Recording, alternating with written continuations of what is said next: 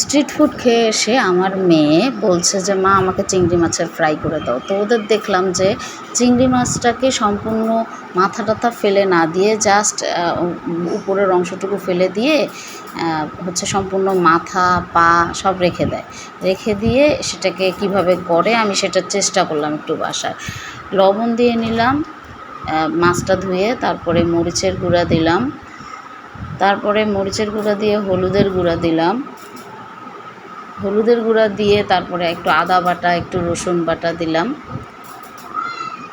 তারপরে ভিনেগার দিলাম, ভিনেগার দিচ্ছি আমি। ভিনেগার দেওয়ার পরে সয়া সস নিয়ে সয়া সস দিলাম, দিয়ে সুন্দর করে চামচ দিয়ে নেড়ে চেড়ে মাখিয়ে রাখলাম চিংড়িটাকে কিছুক্ষণ। মাখিয়ে রাখার পরে এদিকে আমি ময়দা নিলাম 2 চামচ, তারপরে চালের আটা নিলাম, চালের গুঁড়ো আর কি, চালের আটার গুঁড়ো নিলাম।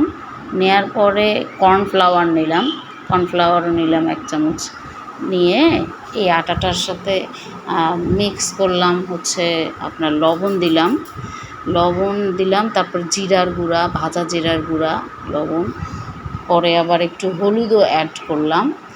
করে আমি আটাটাকে মিক্স করে হচ্ছে চিংড়ি মাছটা দিয়ে ভাজার জন্যে রেডি করব আটাটা। তো আমি চিংড়ি মাছ দিয়ে যখন ওই আটাটার সাথে ফ্রাই করি, ওলট পালট করে নিয়ে, তো ফ্রাই করতে গিয়ে দেখলাম যে আসলে তেলটা অনেক বেশি পুড়ে যাচ্ছে আর নষ্ট হচ্ছে।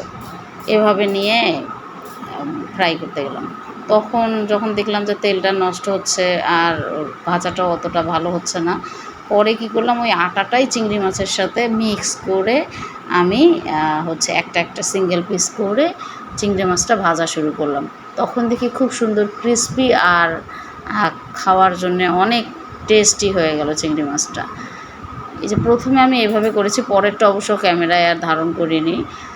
তো আমি এভাবে যখন চিংড়ি মাছটা দিলাম ভালো হয়নি, পরে আমি আটা সহ যখন একসাথে মিক্স করে চিংড়ি মাছটা একটা করে আলাদা আলাদা করে ভাজলাম, তখন এত সুন্দর একটা ফ্লেভার আসলো এবং চিংড়ি মাছটা এত ক্রিস্পি আর এত টেস্টি হলো যে খুবই ভালো লাগলো।